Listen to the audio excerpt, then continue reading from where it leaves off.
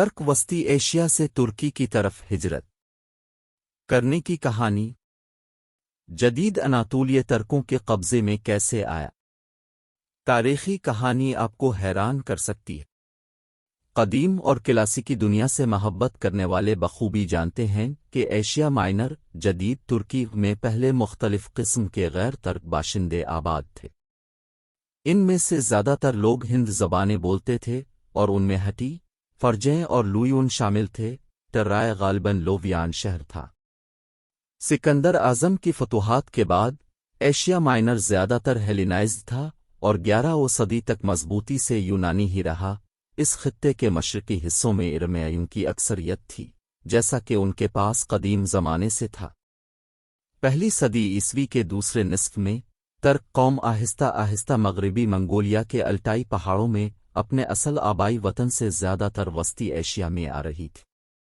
انہوں نے بتدریج آباد اور خانہ بدوش ایرانی بولنے والے دونوں کو بے گھر اپنے ساتھ ملا لیا۔ لیکن وہ ترکی تک کیسے پہنچ گئے، جہاں آج ترک باشندوں کی سب سے زیادہ تعداد ہے؟ 11ویں صدی میں ترک ایشیا مائنر اناطولیہ کے کناروں پر نمودار ہونے لگے، جس پر اس وقت یونانیوں کا کنٹرول تھا۔ بہت سے ترک بازنطین سلطنت اور آرمینیا کے مشرق میں مقامی عرب اور فارسی حکمرانوں کی ملازمت میں کرائے کے سپاہی تھے، جو ایشیا مائنر کی غالب ریاستیں ہیں۔ 1037 میں سلجوق سلطنت، ایک ترک ریاست، وسطی ایشیا میں ایران کے شمال مشرق میں قائم ہوئی اور اس نے فوری طور پر فارس، عراق اور لیونٹ کے بیشتر حصے پر قبضہ کر لیا۔ 1060 کی دہائی تک سلجوق سلطنت بازنطین ایشیا مائنر سے متصل تھی۔ واضح رہے کہ ترک اقلیت تھے جو فارسی، عرب اور کرد اکثریت پر حکومت کرتے تھے۔ ترکوں کے لیے سب سے بڑا اسٹریٹجک خطرہ مصر میں قائم فاطمی خلافت تھا۔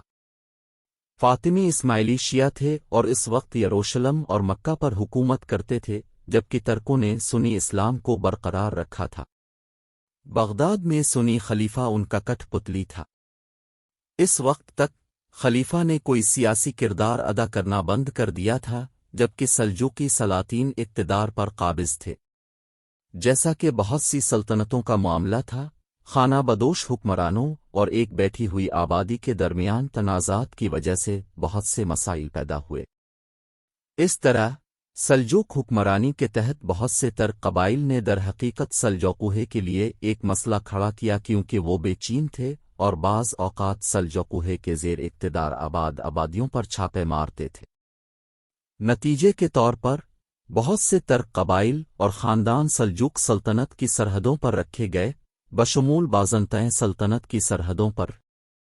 ایشیا مائنر پر ترکی کے چھاپے شروع ہوئے، بازنطینیوں کو بہت پریشان کیا۔ 1045 میں بازنطینیوں نے آرمینیا کو فتح کیا۔ وہاں وقفے سے جاری جنگ کے نتیجے میں سلجوقیوں کے ساتھ ان کی سرحد خاص طور پر مضبوط پرسکون نہیں تھی۔ مزید برآں بہت سے آرمینیائی بازنطینیوں کو پسند نہیں کرتے تھے اور انہوں نے ترک چھاپوں کی مزاحمت میں مدد نہیں کی۔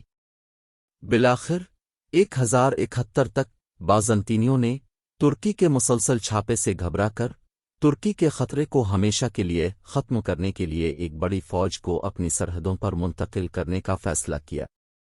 بدقسمتی سے یہ خاص طور پر اچھا خیال نہیں تھا، کیونکہ ان کی طاقت ہلکے ہتھیاروں سے لیس قبائلی جنگجوؤں کے خلاف سرحدی قلعوں کی نگرانی میں تھی۔ ایک مضبوط جنگ لڑنے کی کوشش کر کے انہوں نے مکمل شکست کا بھی خطرہ مول لیا۔ مزید برآں سلجوق ترک بازنطینیوں کا مقابلہ نہیں کرنا چاہتے تھے۔ ان کا ریاستی آلہ مصر کے خلاف تھا۔ یہ صرف قبائل تھے جو بمشکل مرکزی سلجوق کے کنٹرول میں تھے، جو بازنطینیوں پر چھاپے مار رہے تھے۔ رومنس چہارم ڈائیوجینس، بازنطین شہنشاہ، نے تقریباً 40,000 فوجیوں کو اپنی مشرقی سرحد پر منتقل کر کے سلجوقوہے کے لیے ایک غیر موجود خطرہ پیدا کیا۔ اس طرح سلجوق سلطان الپ ارسلان کو ایشیا مائنر کے خطرے سے آگاہ کیا۔ اس طرح بازنطینیوں نے ترکوں کی توجہ مصر سے ہٹا کر فارس اور وسطی ایشیا سے ایک ترک فوج کو ایشیا مائنر تک پہنچایا۔ سلجوق اور بازنطین فوجیں مشرقی ترکی میں منذکرت کے مقام پر آمنے سامنے ہوئیں، جہاں بازنطینیوں کو کچل دیا گیا۔ یہ تاریخ کی سب سے فیصلہ کن لڑائیوں میں سے ایک ہے، کیونکہ اس کے نتیجے میں ایشیا مائنر میں ترک اقتدار قائم ہوا۔ غالباً یہ جنگ بازنطینیوں کے ہاتھوں غداری کی وجہ سے ہار گئی تھی، کیونکہ قسطنطنیہ میں متبادل عدالتی دھڑوں سے تعلق رکھنے والے جرنیلوں کی کمانڈ کرنے والی یونٹوں نے قرب و جوار میں ہونے کے باوجود جنگ کے لیے کبھی نہیں دکھایا اور بعد میں گھر واپس لوٹ گئے۔ سلطان الپ ارسلان نے شہنشاہ ڈیوجینس کو پکڑ لیا اور اسے گھر بھیجنے سے پہلے فراخ دلانہ شرائط پیش کیں۔ تاہم کچھ ہی عرصے بعد بازنطین سلطنت کو ڈیوجینس اور تخت کے دوسرے دعوے داروں کے درمیان خانہ جنگی کا سامنا کرنا پڑا اور کئی جرنیلوں نے ترکوں کے ساتھ اس کا معاہدہ توڑ دیا۔ اس سے ایشیا مائنر فوجیوں سے خالی ہو گیا اور ترکوں کو اس پر قبضہ کرنے کی اچھی وجہ ملی۔ 1081 تک وہ قسطنطنیہ سے آبنائے باسفورس کے اس پار تھے۔ اگرچہ بازنطینیوں اور صلیبیوں نے بعد میں ایشیا مائنر کے کچھ علاقے واپس لے لیے، اس کے بعد سے اس خطے کی اکثریت ترکی کے کنٹرول میں رہی۔ لیکن اس وقت مشرق وسطی اور جنوبی ایشیا کی کئی ریاستوں پر ترکوں کے گروہوں نے حکومت کی۔ وہ ترکی میں اکثریت کیوں بن گئے؟ سلجوق کی فتح کے بعد بہت سے ترکوں نے ایشیا مائنر میں داخل ہو گئے، چھوٹی چھوٹی ریاستیں قائم کیں اور مقامی آبادی پر حکومت کی۔ اس کے بعد کے منگول حملوں کے بعد فارس اور وسطی ایشیا میں اپنی سابقہ سرزمین سے فرار ہونے میں اور بھی اضافہ ہوا۔ بہت سے دوسرے معاملات کے برعکس، جہاں ایک غالب اقلیت بالآخر اکثریتی آبادی میں ضم ہو گئی، غیر مستحکم افراتفری کی سرحدی صورتحال کی وجہ سے ترک آبادی میں ضم نہیں ہوئے۔ درحقیقت بہت سے مقامی لوگ نسلی یونانی اور آرمینیائی سے اپنے آپ کو ترک جنگجوؤں کے ساتھ گاہک کے طور پر تحفظ کے لیے منسلک کر لیتے ہیں۔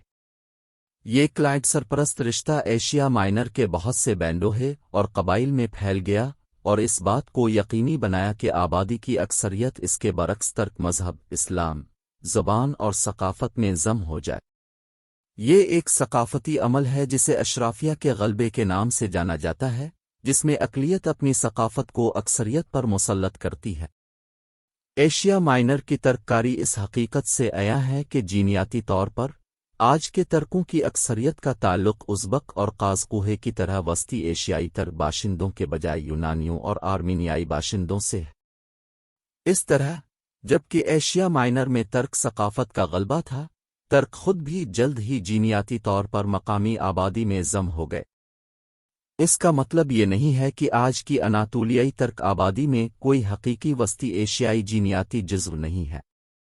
جینیاتی مطالعات سے پتہ چلتا ہے کہ ترکی کے جینیاتی مرکب کا تقریباً 9 سے 15% وسطی ایشیا سے نکلتا ہے۔ ایشیا مائنر بازنطین سلطنت کا سب سے زیادہ آبادی والا حصہ تھا، اس کا مرکز۔ اس کے بغیر سلطنت کے پاس طویل مدت میں مقابلہ کرنے کے لیے کافی وسائل نہیں تھے۔ ترک کرنے میں اس حقیقت سے بھی مدد ملی کہ یونانی ترکوں سے مختلف مذہب کے تھے۔ اسلام قبول کرنے والے یونانی اکثر ترک جا کر ایسا کرتے ہیں، جو کہ پہلے سے ہی مسلم عرب اور فارسی خطوں میں ممکن نہیں ہے۔ مزید برآں، بعد کی سلطنت عثمانیہ میں ترک زبان سرکاری سطح پر غالب رہی، مقامی زبانوں پر نہیں۔ ان تمام عوامل کے نتیجے میں گنجان آباد ایشیا مائنر دنیا کا وہ خطہ بن گیا جہاں ترک زبان بولنے والے لوگوں کی سب سے زیادہ تعداد وسطی ایشیا میں اپنے اصل وطن سے بہت دور تھی۔ اس واقعہ نے آنے والی صدیوں تک عالمی جغرافیائی سیاست پر بڑا اثر ڈالا۔